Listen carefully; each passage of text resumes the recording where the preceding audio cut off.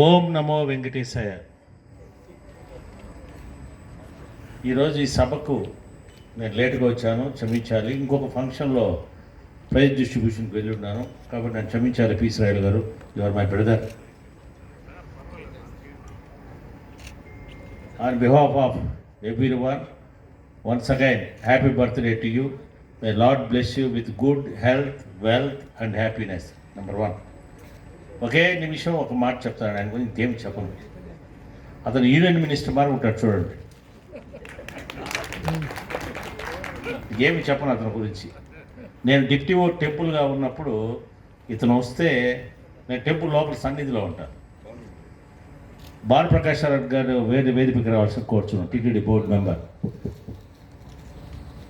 శైలే శైలే నమాణిక్యం మౌకుతం నా గజే గజే సాధవో నహి సర్వత్రా చందనం నా వనే వనే.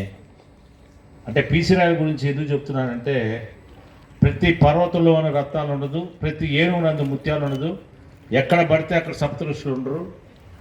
పీసీ రాయల గారి మనసులో సహాయం చేసే క్యారెక్టర్ ఉంది, ఇవన్నీ కూడా ఉన్నాయి. ఒక ఇష్యూ వచ్చినప్పుడు నేను చెప్పాను, పీసీ రాయల గారు మీరు ఈ ఇష్యూ కంపల్సరీగా చేయాలి, ఇది బీద పిల్లగాడంటే రియాక్ట్ 10 minutes చేశాడు. దేవుడు నమ్ముకొని వచ్చాడు, దేవుడు సహాయం చేస్తున్నాడు అతనికి. దేవుడు నమ్మడు ఎవరు చెడిపోరు. నేను ఒక డిప్టీ ఓ టెంపుల్గా 3 సంవత్సరాలు 5 నెలలు పనిచేశానంటే అది దేవుడు ఆశీర్వాదమే, తల్లిదండ్రుల ఆశీర్వాదం. ముఖ్యంగా నేను చెప్తున్నాను, స్నేహంకి మించింది ఇంకోటి లేదు. ఎవరైతే చుట్టుపక్కల మంచి స్నేహితులు ఉంటారో వాళ్ళు ఎదుగుతూ ఉంటారు. కృషితో నాస్తి దుర్భిక్షం, జపతో నాస్తి పాతకం. కష్టపడేవాడికి కరువు ఉండదు, దేవుడు నామాన్ని స్మరించేవాడికి కష్టాలు ఉండదు. కాబట్టి దేవుడు నమ్ముకొని పి. శ్రాయుడు గారు వచ్చారు, తిరుపతిలో ఉన్నారు.